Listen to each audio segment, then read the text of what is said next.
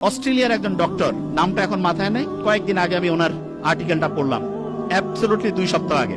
মুসলমান ডক্টর, উনি গাজায় গেছে, প্যালেস্টাইনের হচ্ছে যে ইয়া করছে, ওটাকে কি বলে, অপারেশন করছে। তা ইসরায়েল যে ভয়ঙ্কর চালাইছে, অজ্ঞান করার যে জিনিসপত্র সেটাও নাই, অজ্ঞান করার জিনিসপত্র নাই। উনি জানে যে অজ্ঞান করার মাঝখানে হচ্ছে জিনিস শেষ হয়ে যাবে। অপারেশনের মাঝখানে ঘুম থেকে উঠছে, উঠে কোরআন তেলাওয়াত শুরু করছে। তারপরে অপারেশন উনি বন্ধ রাখছে। তা যিনি রুগী বলতেছেন আপনি অপারেশন করেন, বলছে ইশারা করছে, কোরআন তেলাওয়াত করছে, ইশারা করছে, বলছে তুমি কষ্ট পাচ্ছ না? উনি কোরআন তেলাওয়াত করছেন। তখন ওই অপারেশনের পাশে যে আরেকজন আছে বলছে না, উনি কষ্ট পাচ্ছেন না। তা এই ঘটনাটা যখন শুনলাম তখন মনে হলো আল্লাহ যে বলছে যে কোরআন হচ্ছে শেফা, আমরা তো বিশ্বাস করি সত্যি টঙ্গর মগর বিশ্বাস, বছর বছর এরকম বিশ্বাস নাই হবে হবে কিনা। এবং সত্যিকার অর্থে অ্যানেস্থেটিক মানে অজ্ঞান করার যে জিনিসপত্র একটা নাই, কিন্তু আল্লাহর রহমতে সে কোরআন তেলাওয়াত করছে, কষ্ট পাচ্ছে না। ওই ঘটনাটা জানি তো, আলী রাদিয়াল্লাহু তাআলা আনহুর যে পায়ের মধ্যে তিল লাগছিল, নামাজের সময় বের করতে বলছে। আল্লাহ দেখাই দিচ্ছে। এখন কেউ যদি প্যালেস্টাইনের ঘটনাগুলো একটু অ্যানালাইসিস করে দেখবে আল্লাহ যে আছে, এবং কেউ যদি আল্লাহকে ওইভাবে মন থেকে চায় অবশ্যই অবশ্যই পাবে।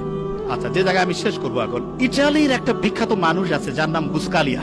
উনি যেখানে যাইতো ওনার কথা শোনার জন্য হাজার হাজার মানুষ এসে উপস্থিত হইতো। তো ওনাকে একদিন জিজ্ঞেস করছে যে আপনি এত কিছু জানেন কি করে? উনি বলতেছে যে আমাদের ফ্যামিলিতে আব্বার একটা অদ্ভুত নিয়ম ছিল। সে নিয়মটা হচ্ছে এরকম, প্রত্যেক দিন রাতের খাবারটা আমার বাবা আমাদের সব ভাই বোনকে একসাথে নিয়ে খাইতো, এবং প্রত্যেক সন্তানকে তিনি আলাদা করে জিজ্ঞেস করতেন what did you learn for the day, আজকের জন্য তুমি কি শিখছো?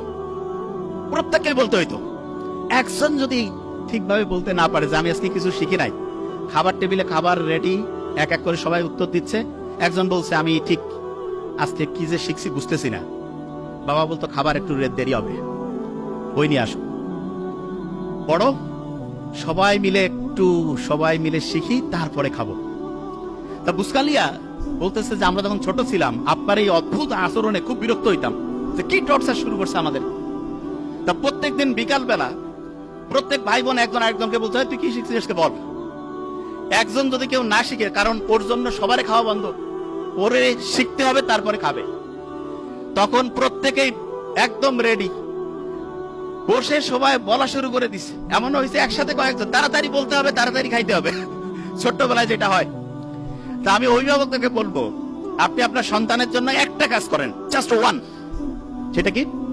প্রত্যেক দিন সে কি শিখছে সেটা আপনি শোনার চেষ্টা করেন, প্রত্যেকদিন কি শিখছে সেটা শোনার চেষ্টা করেন। এবং এক্ষেত্রে আমি সবসময় বলি শোনার তো এখন টাইম নাই, টেকনোলজির কিছু ভালো ব্যবহার আছে, ছেলে মেয়ে দূরে পড়ে কোনো সমস্যা নাই, একটা চমৎকার ডায়েরি তাকে কিনে দেন। ডায়েরিতে বলেন যে প্রত্যেকদিন বাবা তুমি আমাকে হচ্ছে ডায়েরিতে এই যে এরকম করে লিখে দিবা, তোমার 30 দিনের জন্য মান্থলি ধরো বরাদ্দ 10,000 টাকা, প্রত্যেক দিনে ডায়েরি লেখার জন্য তুমি 300 টাকা পাবা। মাসে যদি তুমি 20 দিন ডায়েরি জমা দাও 6,000, 4,000 নাই, কিছু করা লাগবে না।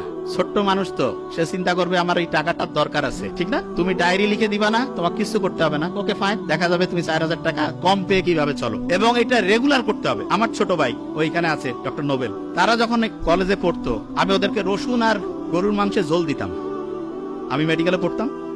তা আমার বন্ধু, আমার রুমমেট যারা বলতো দোস্ত তুই এরকম কেন রে, একটু গোস্ত দিবি।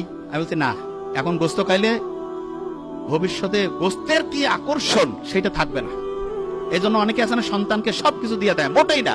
আপনার যা কিছু আছে ওইটা যদি সন্তান বুঝেছে ওইটা ওর, আপনার সন্তান ধ্বংস হওয়ার সম্ভাবনা 99%। এই জন্য সন্তানকে কষ্ট করাইতে শিখবেন, এবং এটা ম্যান্ডেটরি। এবং তাকে বুঝাতে হবে যে বাবা তুমি যেই ফ্যাসিলিটি পাচ্ছ এটা হচ্ছে এক্সট্রা, তোমাকে নিজে সবকিছু করে সামনে তোমার হিসাব, তোমার আমল তোমার হবে। আমার এখানে যেটা আছে এটা যে তুমি পাচ্ছ এটা তোমার এক্সট্রা দিচ্ছি তোমাকে। এবং সত্যিকার অর্থে সন্তানকে আমরা যেভাবে মানুষ করবো সেরকম হবে আশা করছি। প্রথম আরেকবার ধরে ফেলি, সবচেয়ে ব্রেইনের জন্য ভালো ওয়েব কোনটা? আলফা। আর্লি মর্নিং কোন ওয়েব তৈরি হয়? নামাজের পরে, কোরআন তেলাওয়াতের পরে। যখন রাত 9টা 10টা থেকে ভোর 3টা, কত ওয়াট? তাহলে আর্লি ঘুমানো সবচেয়ে পারফেক্ট। আর পড়ার জন্য সবচেয়ে সেরা সময় কোনটা? Early morning. আর অন্য সময় বললে কোরআন পড়ি, নামাজ পড়ি, তারপরে 20 মিনিট পড়ি। এবং অভিভাবকদেরকে বলবো প্রত্যেক দিন ডায়েরি রাইটিং ম্যান্ডেটরি করুন। Thank you so much. আসসালামু আলাইকুম।